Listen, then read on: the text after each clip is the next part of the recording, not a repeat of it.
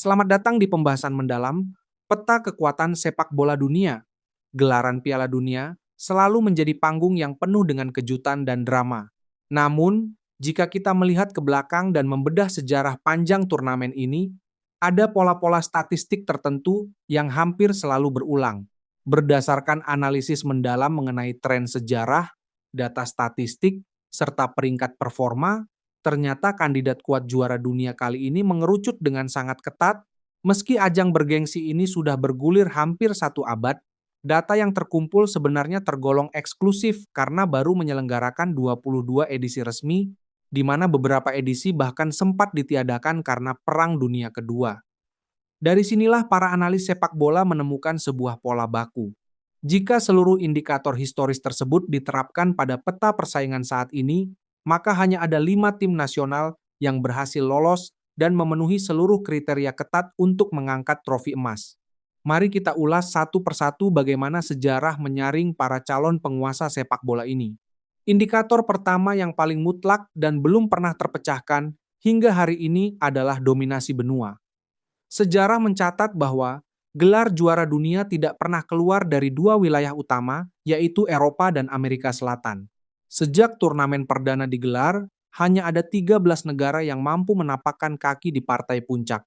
10 diantaranya merupakan wakil dari dataran Eropa, sementara 3 sisanya berasal dari zona Amerika Selatan. Fakta historis yang sangat kuat ini seketika mematikan peluang banyak negara dari wilayah lain, termasuk 3 negara yang bertindak sebagai tuan rumah di edisi kali ini, yaitu Amerika Serikat, Meksiko, dan Kanada. Memang benar, pada edisi sebelumnya di Qatar, kita sempat melihat kejutan luar biasa dari tim nasional Maroko yang berhasil menembus babak semifinal, serta perkembangan luar biasa dari talenta muda mereka. Namun, jika berbicara mengenai mentalitas dan konsistensi di level tertinggi untuk menjadi juara, tantangan geografis dan sejarah membuktikan bahwa tim-tim di luar Eropa dan Amerika Selatan masih membentur dinding tebal yang sulit ditembus. Indikator kedua yang tidak kalah krusial adalah sistem pemeringkatan ELO atau yang biasa dikenal dengan ELO rating. Ini adalah sistem kalkulasi performa tim yang awalnya diadopsi dari dunia catur untuk mengukur kekuatan real sebuah tim berdasarkan kualitas lawan yang mereka hadapi.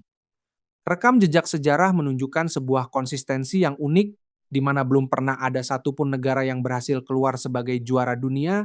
Jika posisi peringkat ELO, mereka berada di luar urutan 17 besar saat turnamen dimulai. Indikator statistik ini menjadi penyaring kedua yang sangat efektif, menggugurkan barisan tim kuda hitam yang mencoba peruntungan mereka, namun kekurangan konsistensi performa dalam 1 tahun terakhir sebelum kompetisi dimulai. Setelah menyaring seluruh kontestan melalui indikator wilayah, peringkat performa, kedalaman skuad, dan mentalitas turnamen, tersisa 5 tim nasional yang memenuhi semua syarat mutlak tersebut. Menariknya, salah satu dari 5 tim ini adalah negara yang secara historis memiliki reputasi besar namun belum pernah sekalipun mencicipi manisnya gelar juara dunia. Kelima tim yang berada di posisi teratas bursa juara ini adalah Prancis, Spanyol, Argentina, Jerman, dan sang pemburu sejarah baru, Belanda. Spanyol dan Prancis saat ini ditempatkan di posisi terdepan oleh banyak pengamat sepak bola. Kedua raksasa Eropa ini dinilai memiliki keunggulan yang sangat masif dalam hal kedalaman skuad.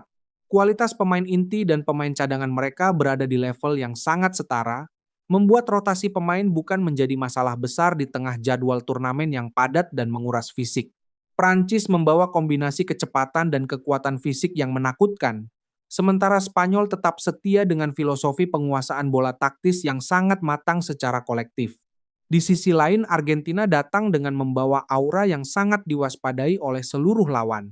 Berstatus sebagai jawara bertahan, mereka memiliki fondasi mental yang sudah teruji di bawah tekanan paling tinggi sekalipun.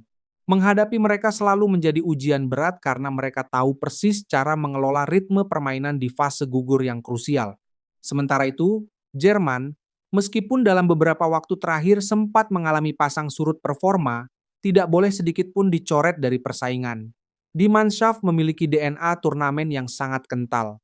Sejarah telah berulang kali membuktikan bahwa Jerman memiliki kemampuan luar biasa untuk bangkit dan menemukan bentuk permainan terbaiknya justru ketika turnamen besar sudah dimulai. Nama terakhir yang melengkapi daftar elit ini adalah Belanda. Masuknya The Orange menjadi hal yang paling menarik dalam analisis statistik ini. Belanda menjadi satu-satunya negara di dalam daftar yang lemari trofinya belum pernah dihiasi oleh piala emas ini. Kendati demikian, seluruh indikator teknis dan kualitas tim mereka saat ini sangat memenuhi syarat sebagai calon juara. Sepak bola dunia tentu tidak asing dengan reputasi besar Belanda yang melahirkan filosofi total football. Mereka memiliki catatan sejarah yang sangat panjang sebagai kekuatan utama sepak bola dengan berhasil menembus babak final sebanyak 3 kali, yakni pada tahun 1974, 1978, dan terakhir pada tahun 2010.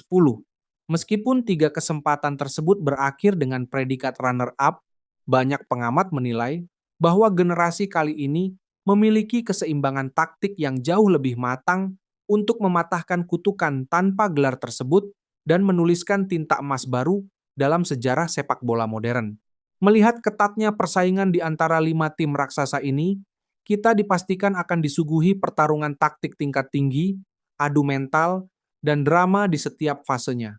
Apakah tradisi kuat negara-negara pemilik bintang di jersey akan kembali mendominasi, ataukah justru tahun ini menjadi momentum runtuhnya kutukan bagi tim yang sudah lama mengantre untuk mencatatkan namanya di trofi paling bergengsi di bumi? Semua mata tentu akan tertuju pada bagaimana kelima tim ini membuktikan keunggulan statistik mereka di atas lapangan hijau nanti. Melihat semua data statistik dan tren sejarah yang sudah kita bahas tadi, Belanda memang punya potensi besar untuk memecahkan kutukan runner-up mereka.